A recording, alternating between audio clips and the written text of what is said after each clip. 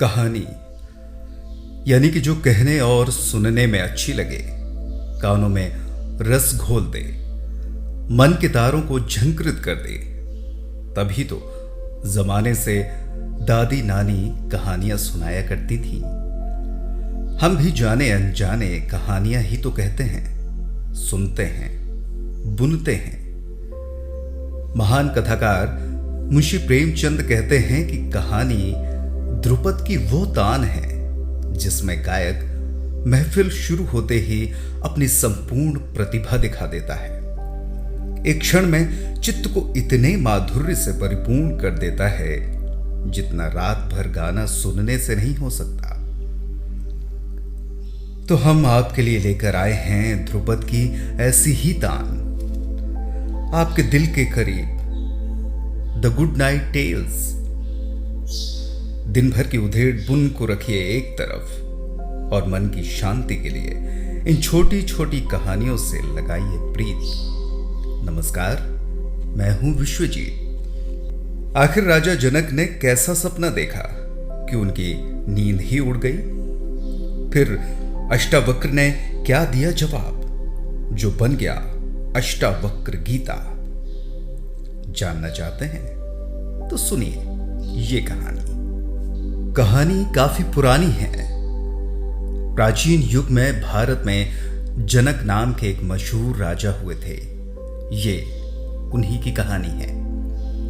उनका सीधा परिचय दिया जाए तो वे भारत के लोकप्रिय ग्रंथ रामायण की नायिका सीता के पिता थे।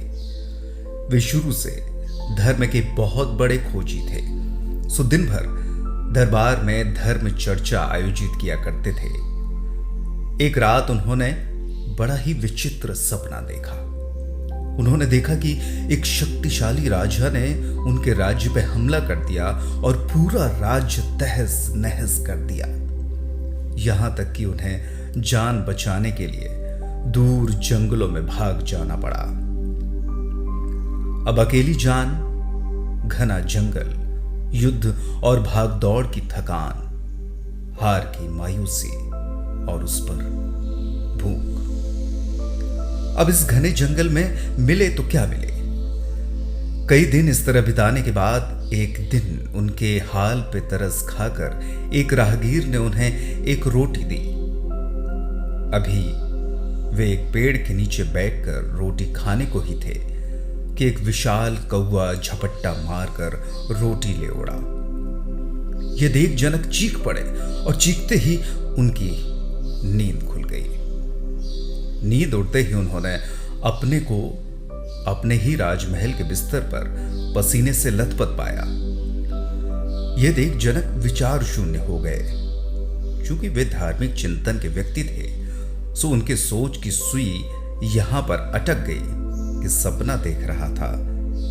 तब मैं पड़ा तो अपने बिस्तर पर ही था, लेकिन मन पूरी तरह जंगलों में भटक गया था। दौड़ा भागी हुई ही थी। कौवा रोटी ले ही उड़ा था। मैं चीखा भी था और पसीने से लथपथ भी हुआ ही था। अब सवाल यह है कि उस समय मैं पूछता सत्य क्या था? मैं बिस्तर पर लेटा था, वो सत्य था, या मैं युद्ध हार के जंगलों में भटक रहा था, वो सत्य था? अब सवाल तो जायज था, परंतु इसका उत्तर क्या? बस जनक उस क्षण से ही इसका उत्तर ढूंढने में डूब गए। इसके अलावा उन्हें और किसी बात का होश ही नहीं रह गया। वे दिन रात दरबार में धार्मिक धुरंधरों को बुलाकर सवाल पूछा करते थे कि यह सच या वह सच। उनकी यह हालत देख परिवार वाले, मंत्री और अन्य हितैषी बड़े चिंतित हो उठे थे। उनका काफी इलाज भी करवाया, पर कोई फर्क नहीं आया। इधर धार्मिक धुरंधर भी उनकी जिज्ञासा का कोई समाधान नहीं कर पा रहे थे। यह खबर उड़ती उड़ती उस समय के परम ज्ञानी अष्टावक्र के कानों तक पहुंची। वे तुरंत जनक के दरबार में पहुंच गए। स्वाभाविक तौर पर जनक ने अष्टावक्र से भी वही सवाल दोहराया। अष्टावक्र ने तुरंत हंसते हुए कहा कि महाराज, न यह सच न वह सच, जनक तो चौंक गए, क्योंकि अब तक जितने भी लोगों को बताया था उन्होंने जनक की एक या दूसरी अवस्था को सच बताया था। खैर, इस हालत में जनक चौंके, यह भी उनकी वर्तमान दशा के लिए बड़ी उपलब्धि थी। उधर अष्टावक्र ने अपनी बात विस्तार से समझाते हुए जनक से कहा कि देखो, जब सपना देख रहे थे तब भी तुम पड़े तो अपने राजमहल में ही थे, अर्थात उस समय तुम्हारा जंगलों में भटकना गलत हो ही गया। ठीक वैसे ही तुम सोचो कि वास्तव में तुम राजमहल में थे तो भी उस समय तुम्हारा चित्त तो जंगलों में ही भटक रहा था। अतः उस समय तुम्हारा राजमहल में होना भी गलत ही हो गया। जनक को बात तो समझ में आ गई, लेकिन फिर भी उनकी जिज्ञासा ने एक नई उड़ान पकड़ी। उन्होंने अष्टावक्र से हाथों हाथ पूछ लिया, तो फिर सच क्या है? अष्टावक्र बोले, सत्य तुम्हारा दृष्टा है जो ये दोनों घटना देख रहा था, उसे इन दोनों में से किसी से कोई मतलब नहीं था। जनक की तो ये सुनते ही आंख खुल गई। उन्हें तो जैसे जीवन की दिशा ही मिल गई। अब तो उन्होंने जीवन का एक ही मकसद बना लिया कि चाहे जो हो जाए, मृत्यु पूर्व दृष्टा का एहसास करना ही है।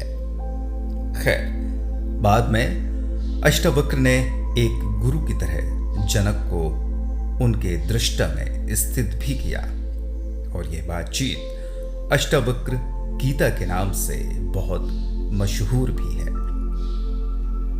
तो यह है अष्टावक्र गीता। अगले दिन फिर एक और नई कहानी के साथ आपसे होगी मुलाकात। फिलहाल गुड नाइट।